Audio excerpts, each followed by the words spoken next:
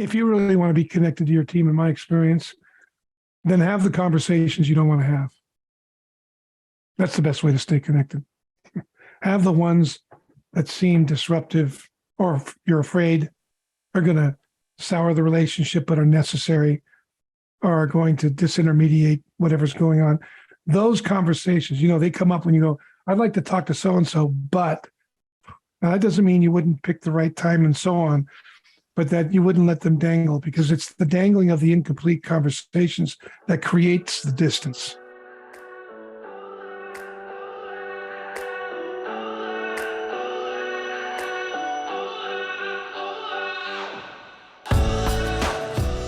How do you make sure you stay connected with your team, even with all of the things that demand your attention? Do you know where each person on your direct report team stands and what's working and not working for them? Do you dread the connection conversation when you think about the energy, focus, and time that it will take? Hello, my friends. My name's Chad. This is the Naked Leadership Podcast, high stakes conversations for relentless company founders. In this episode, I get the chance to sit down with Dan and Adrian. We chat about staying connected with your team, or more specifically, the kind of connection that you have with your team, and how to prioritize that connection. This conversation went a totally different direction than I thought it was going to, and it was perfect. So let's dive in.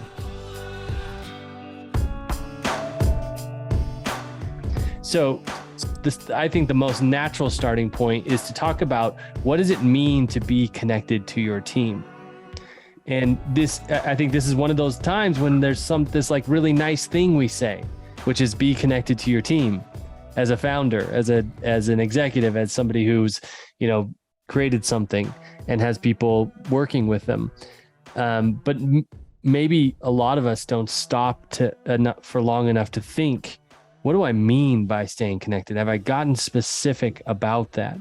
So as you guys hear this question and the context of it, and you think of it, think of the idea of being connected to your team. We talk a lot about this on the podcast. What does that mean to you? What are we talking about, or what are you talking about when you talk about being connected to your team? Well, I first start out with gravity, which is we're all connected to our team.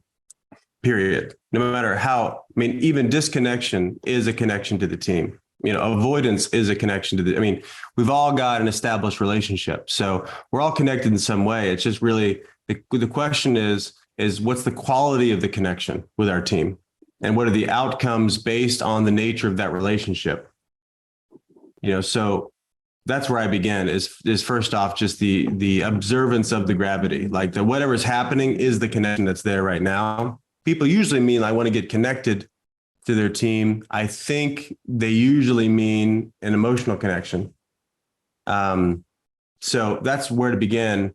First is I would take a look at what is the current, connection that's here. There are benefits to it. There are positive attributes to it, I'm sure. There are probably some things that are missing in the connections to your team. So I think this isn't your question, Chad, but I would start with assessing what's here really right now. I like it though. I like it. Is there, it begs the question then for me is it even valuable to use connected or disconnected as an indicator? Well, because that's not specific enough. It may be, I don't know. Well, the questions are kind of in the same vein as Adrian's in. The question is revealing in itself. With all that's on my plate is basically how I summated everything that Peter said. With all that's on my plate, how do I stay connected to my team? It occurs to me, with all that's on your plate, that's the reason to stay connected with your team. Right. Like the connection is that, like, if the team, it seems as if the team is posed in a different light from what one has on their plate. It's like it's like the work balance, life balance are juxtaposed against each other, rather than, I wonder how am I connected to the team if it's not around the vision and purpose of everything that's on my plate. And so if I'm really clear about what that is, I'm going to be clear about who can take what on the team off my plate. Mm.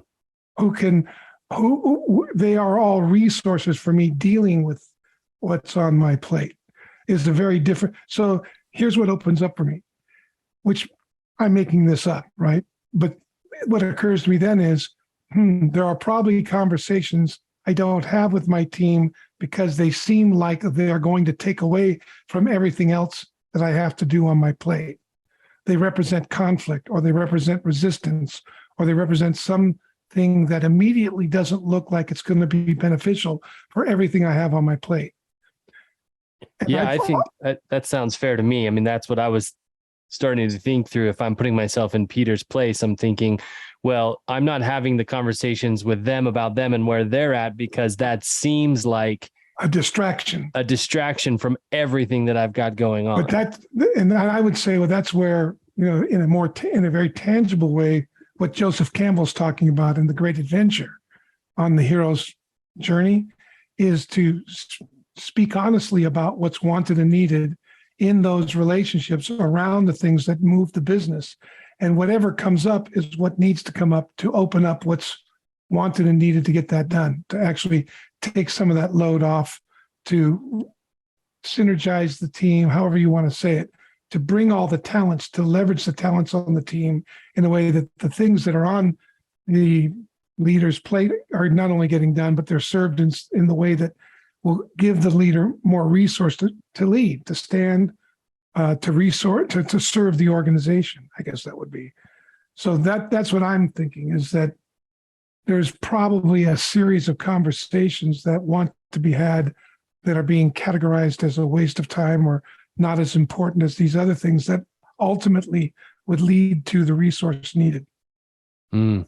Yeah. That's and that's a presupposition. I don't know that that's true, but that's what I would be investigating if that was the case. Well, it hits me one of the presuppositions in the question, which just reveals the framework that the question comes from, is that the leaders themselves are off the plate.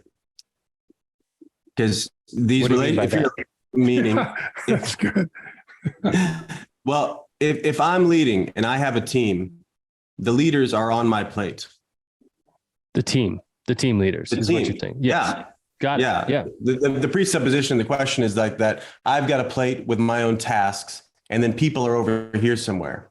Yes. And, I think if you're a leader that wants to run it well, then the quality of these relationships and the connection that's there, and not only just kind of friendly connection, I mean, connection really to how my people are approaching solving issues, how they're approaching the vision, how much they're, all that is on my plate. I can wish it wasn't.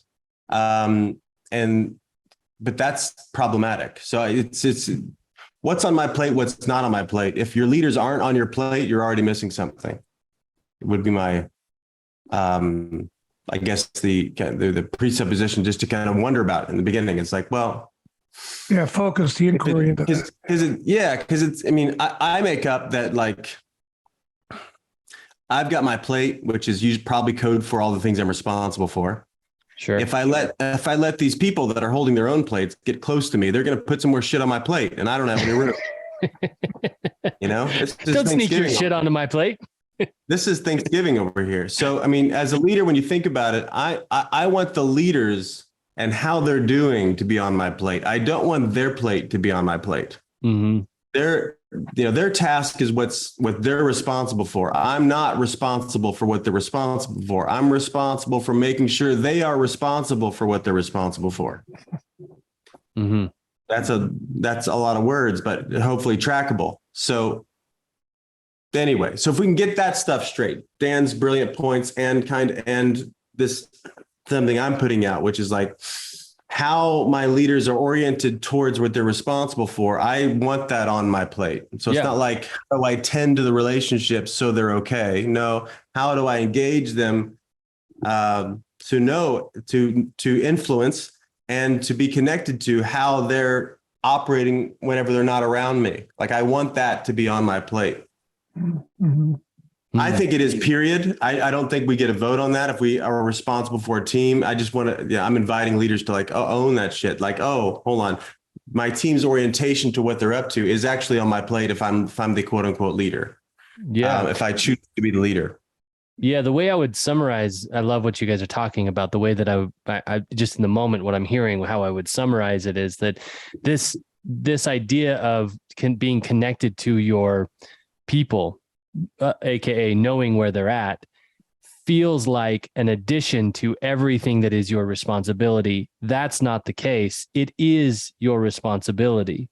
My prime responsibility. Got it. Because if I really want them to take care of business, my business is them, taking care of them, standing with them. Right on. Yeah. So the problem is not that you have a full plate and you're not getting to this extra thing. The problem is that it seems like a focus problem to me. Like you've chosen to focus on these tasks that you chose to take responsibility for instead of making that piece, which is connection with your people, a large part of what's, or I don't know if it's large or not, but just a piece of whatever piece it needs to be of on your plate of your time. Yeah. All right. And if there's dread in that for you as a leader, that's worth investigating. That's worth right on. That's you're basically it's incumbent upon you to research that, to understand that, to break it up for not only your well-being but the team's well-being. Otherwise, there's going to be an unspoken estrangement that's going to only break. It's going to break up the synergy that could happen. It's going to keep it from happening. The only constant in an organization like yours is change. I want to take just a second to tell you about the change imperative written by our very own Dan Tacchini. How do you personally relate to change in your business? Does it feel like a threat at times? Does it ever feel like you can't keep up with it, or that it never happens fast enough? Are there certain players on your team that resist change and keep your company stuck? Do you know how to lead people through the change that your vision requires? If not, it's impossible to take this thing to the next level. Growth, change, and transition, these intersections often come with confusion, frustration, and resistance, but they don't have to. You can flip those experiences into clarity, confidence, and alignment with the Change Imperative ebook. It is the instructions for innovating with your team. So go ahead and click the link in the show notes to get your free copy of the Change Imperative now, and feel confident about creating the change in your company necessary to go to the next level. Now, back to the conversation. So what type, so Adrian, back to what you were talking about, like we all are connected in some way, or we all have, we're having an impact. Yeah. And it just is a question of what kind of impact we're having, which is I guess impact is another way of saying connected. How am I connected to you? What influence or impact am I having on your life? And, what I'm curious for you two, what specific intentional ways are you committed to being connected to our team? Well, connection happens in at least a couple of different environments. There's probably a lot more, but I'm thinking about how people think about it. So if you're leaning on meetings to be the way to be connected with people, you're probably anemic. Like you're probably not connecting in ways that are needed. Because there's the formal relationship where we're here to talk about this, to move this thing forward. And then there's the informal, which are more spontaneous, can be more personal. I think most people assume that what's needed is going to take a lot more time, and that's why we avoid it, instead of the easy task of just spontaneously calling someone to check in with them, especially if they're up against something big or they're in a big project right now. And if you're a leader that this doesn't show up on your radar, this could be like a very practical thing to do next is to schedule in. This is what I would do. Schedule in time in my own calendar just to check in with X person on a regular basis, because I'll need reminders to go do that. So there's there's those more informal, those can be as powerful and even more powerful as a signal to the person that you're concerned with them in a good way. Like they show up as somebody that you care about, and to go check in with them. That can be a 5-minute conversation. It really can be that potent. Mm-hmm. So as I think about it with the team, and as our team is ever expanding now, that's something I've been thinking about a lot and tending to, and having these new practices on just staying connected to the new folks that keep coming in. It's a powerful practice. That's something that I use regularly is scheduling that time with people who I'm connected to or in charge of or overseeing their contribution. I mean, Alonzo, who manages my media company, we have a Thursday morning call every Thursday morning, and that's a connection call. And what I notice is I get a lot less. I don't want to, how is this going to sound? All right, whatever. I'll just go for it. I get a lot less in the weeds questions throughout the week, because we know we have this moment of connection on Thursday. And to me, that's more efficient than consistently getting, different needs at different times. Now, if there's something immediate, then obviously he knows he's more than welcome to reach out to me and we can connect and do whatever needs to be done. But having that scheduled time, and sometimes, a lot of times that call is just, how are you, man? Yeah, how are you feeling about things? What's going on for you? And sometimes that's all it is. And it's 10 minutes, maybe less. Right. Yeah. And so this practice, just even for me, having it on my schedule, it gives me that opportunity to reconnect, ground myself in that conversation. But it also, for him, I believe, that it gives him, he sees the importance of what our connection is, and he's ready. He brings it as well. There's an expectation for that call on him, to bring to the table whatever's there for him as well. So anyway, I just wanted to put a pin in that practice, because that's really important. Just like any other thing you're supposed to be doing as a founder, you would put it in your calendar, you would put it on your to-do list. This is no different. I would be in touch with, connected to the aim for each of those. Like, why am I doing this? What am I up to? Why am I making this call?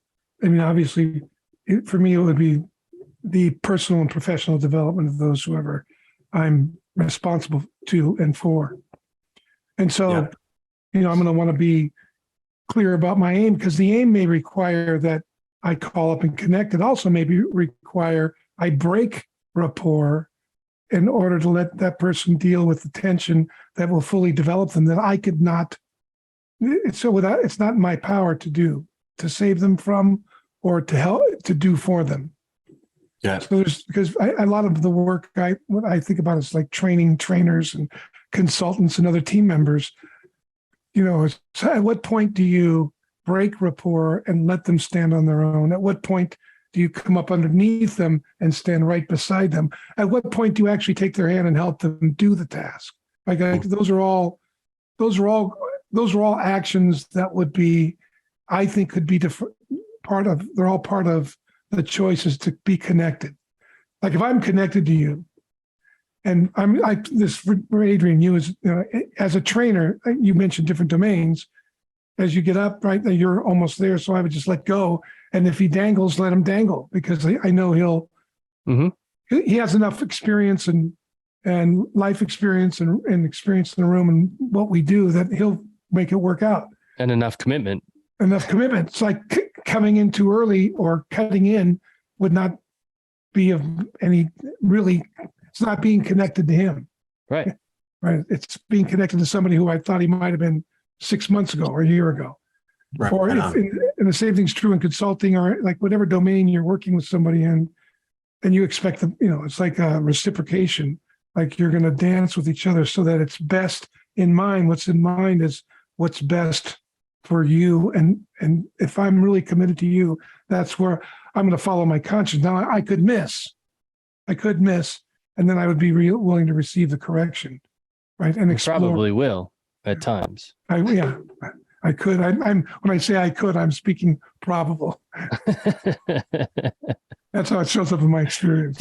Dan, when you say breaking rapport, could you just talk about for a second what you mean when you say that?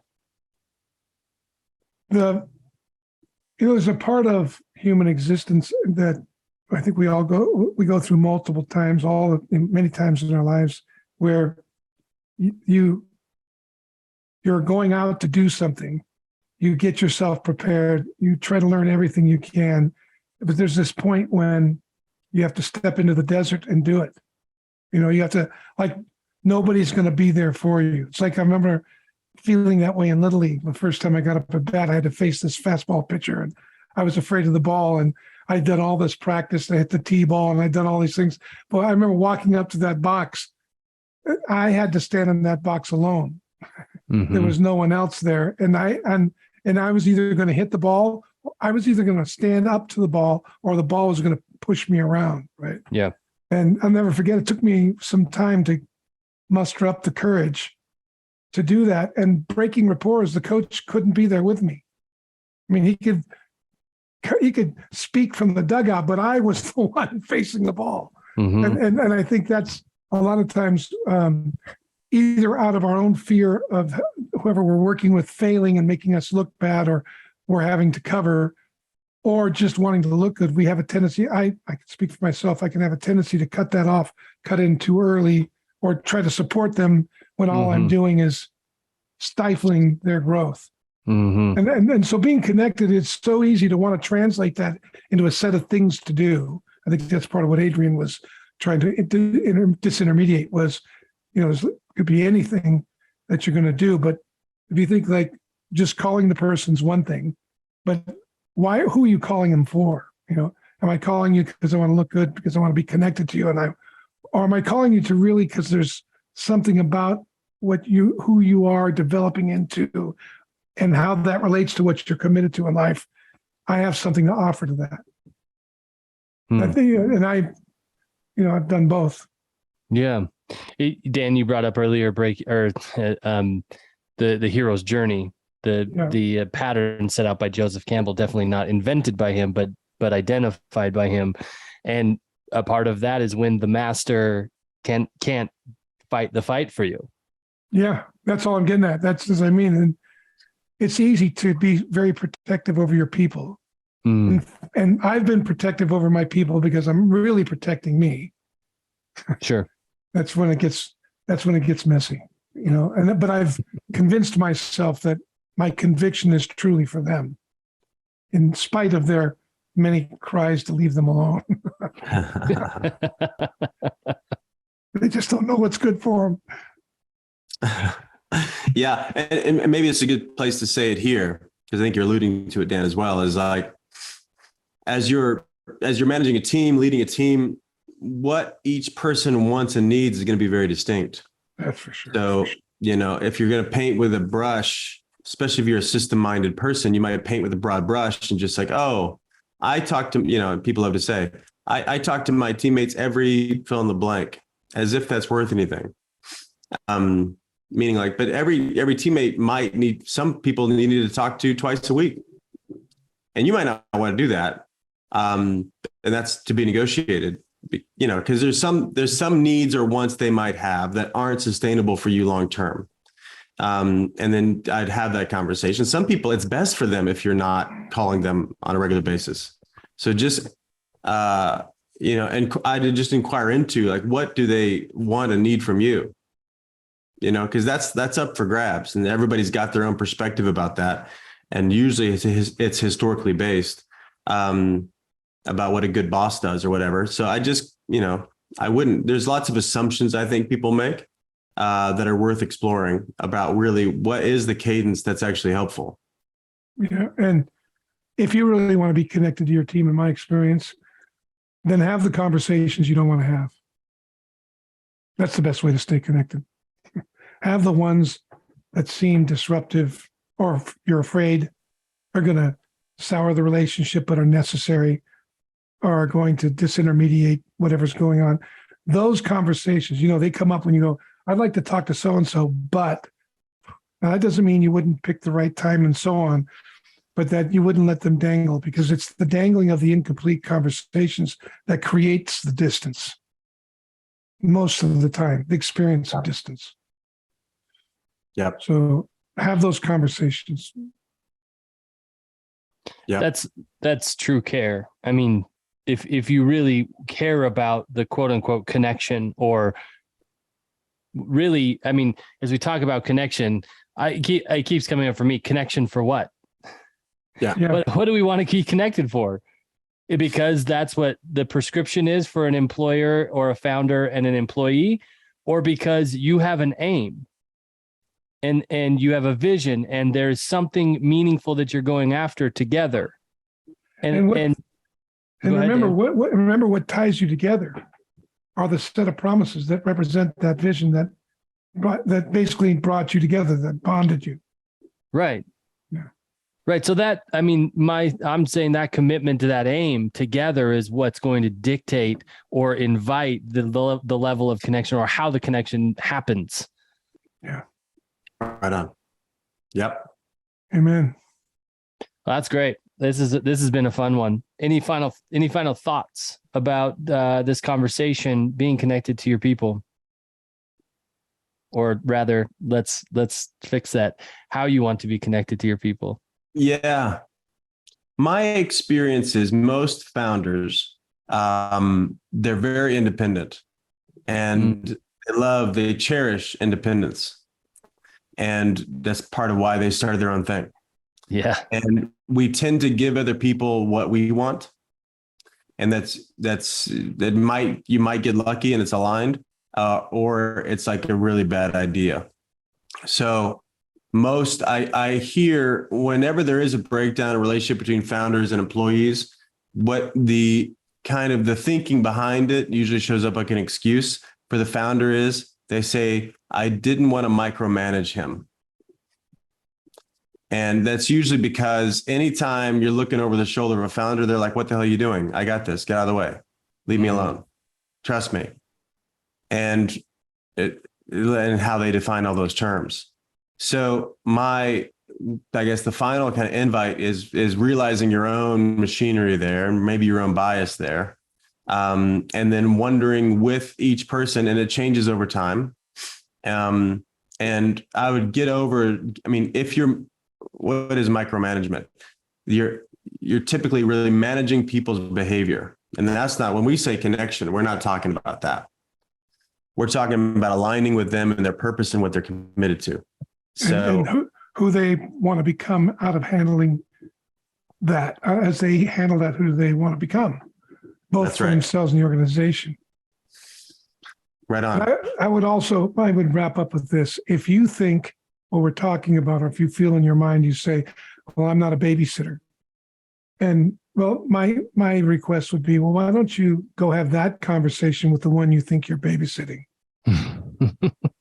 and open up to how the possible arrogance in that statement, and arrogance and naivete in that statement. Be open to what you may not be hearing and what's really wanted and needed to have that, whomever that person is, step out on their own and take ownership of what they're there to own, and to become more than they've ever been before up until that point.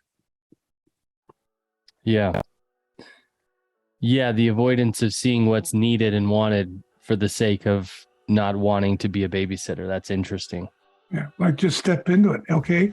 If I'm thinking I'm babysitting you, Chad, I'm going to sit down and say it, because then I'll find out if I am or not. And sure, you'll know where I'm at, and now we'll be connected in our disconnection. Yeah. Yeah. You are a pretty good babysitter though, Dan. Thank you very much. Yeah. You always bring those fun games we can play just to keep me entertained. I always like to bring games up. hearts. You kept me pretty entertained. You go get Adrian and I both pretty entertained for 2 nights with hearts. Oh yeah. Oh, and I have more. I can't wait till we get together again. Thanks, gentlemen. This has been fantastic. Awesome. Appreciate both of you. Thank you. Thanks, guys. Bye-bye, everybody.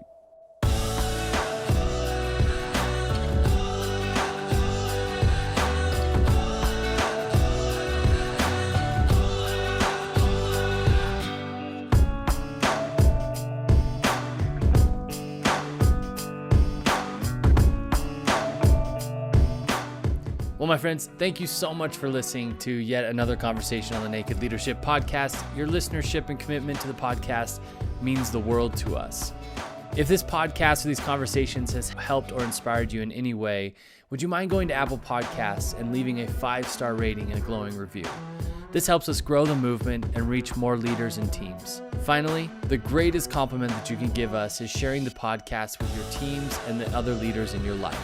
Until next week, bye-bye, everybody.